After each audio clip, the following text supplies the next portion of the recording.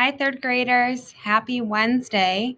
I am going to read you chapter 11 of I Survived the Great Chicago Fire.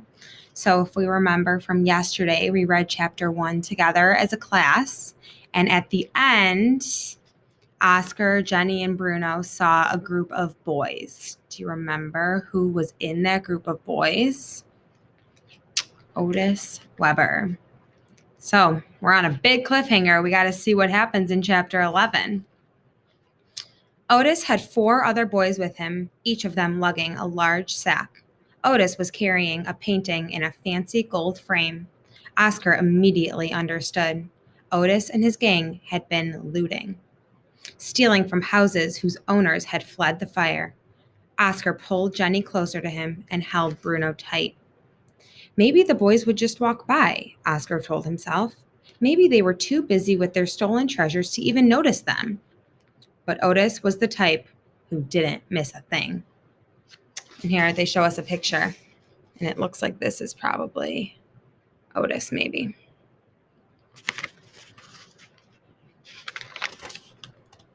His yellow-tinged eyes scanned the alley and then landed right on Jenny. He stopped short, and the other boys nearly knocked into him.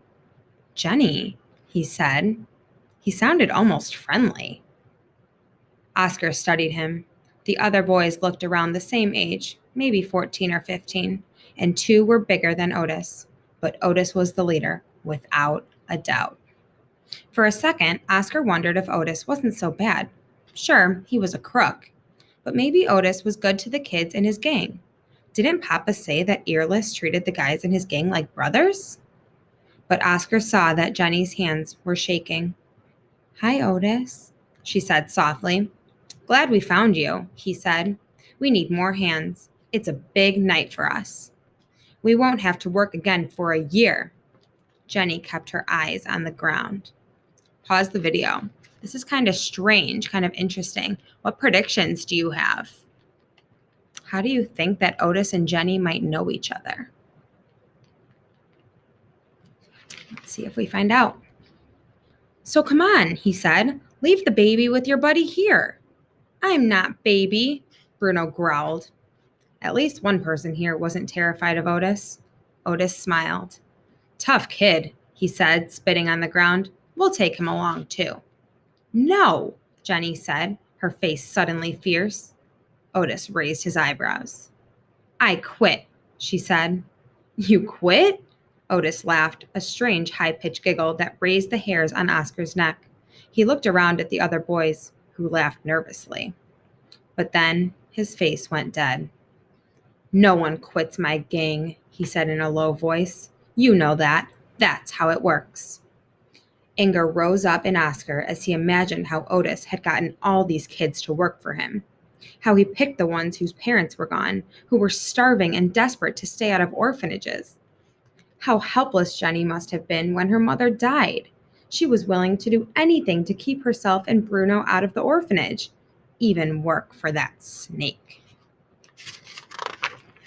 "Leave her alone," Oscar said, louder than he'd meant to. And now Otis turned his menacing stare on Oscar. For the first time, he realized he'd seen Oscar before. He smiled chillingly. "You," he said. "You looking for your suitcases? You think Jenny's going to get them back for you?" Jenny looked at Oscar in confusion, but then her face seemed to crumble. Pause the video. How do you think Jenny's feeling right now? She's kind of caught in an act, maybe in a couple lies. Let's see. Otis put the painting down and lunged towards Jenny. "No!" Oscar cried, and before he realized what he was doing, he sprang forward and gave Otis a hard push in the chest. The thug stumbled back, stomping on the painting. Snap! It broke in half. Time seemed to stop. The 4 boys behind Otis backed up as if they were afraid Otis might explode. And he did. Otis reached into his jacket and pulled out a huge knife. Jenny staggered back and Bruno went running into her arms. But it wasn't Jenny whom Otis came at with the knife. It was Oscar. Otis sprang forward and placed the blade against Oscar's cheek. Oscar closed his eyes, bracing himself for the slicing metal. But it was Otis's other hand that came swinging up. Smack!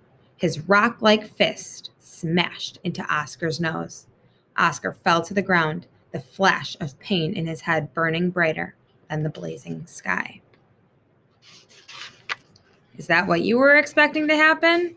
Or is it something different? Make some predictions. What do you think is going to happen next in chapter 12? We will find out tomorrow.